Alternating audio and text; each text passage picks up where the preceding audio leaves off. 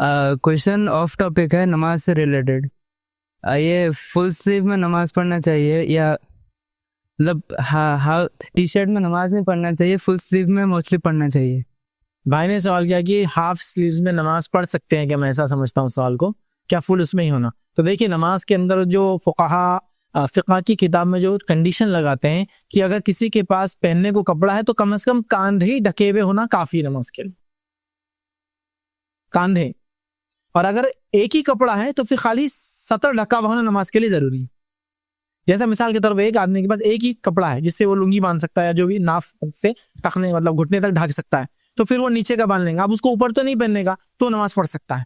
लेकिन जिसके पास कपड़ा है तो फिर कांधे ढकना वो लिखते हैं वाजिब है, जरूरी है। तो कांधे ढकना है तो आपकी हाफ टी शर्ट हो या फुल टी शर्ट हो, कांधे ढक जाते हैं। कांधा शोल्डर बोले तो ये कांधा है, फिनिश हो गया। फिर उसके बाद तो बाइसेप्स हो गया, मतलब नीचे हाथ का ऊपरी हिस्सा, और उसके बाद फिर ये एक अलग पार्ट होगा। तो कांधा शोल्डर इसी को बोलते हैं। अरबी में भी यही होगा, उर्दू में भी ऐसी, इंग्लिश में भी शोल्डर यही रहता है।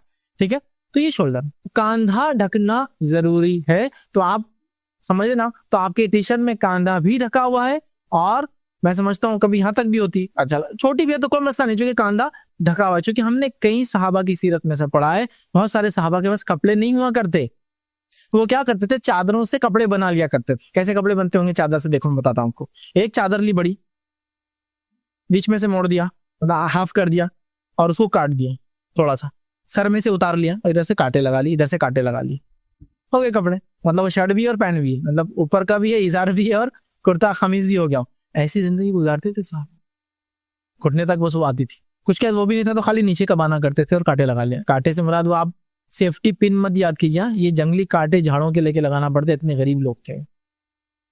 हो गया। तो अब वो जब चादर आती है तो आपको मालूम है ना वो कैसी खुली रहती, यहाँ ऐसा आएंगी शोल्डर पे और ये खुला रहेगा, ये देखेंगे, लेकिन ये ढका करते। तो आपके टी शर्ट में अल्हम्दुलिल्लाह कांधा भी रख जाता है, और आपके टी शर्ट में अल्हम्दुलिल्लाह फुल हो या हाफ हो, दोनों चीजें हो जाती। तो इंशाल्लाह नमाज का उससे ताल्लुक नहीं। किसी जमाने में सुनता था, मैंने सुना लोगों से कि बोले टी शर्ट में नमाज नहीं थी। वल्लाह आलम कहाँ से लोग लाते हैं, शायद वो टी शर्ट से नफरत का नतीजा था कि उन्होंने बोला कि ये गलत है, चूंकि वो कुर्ता पजामे से हटकर चीज थी।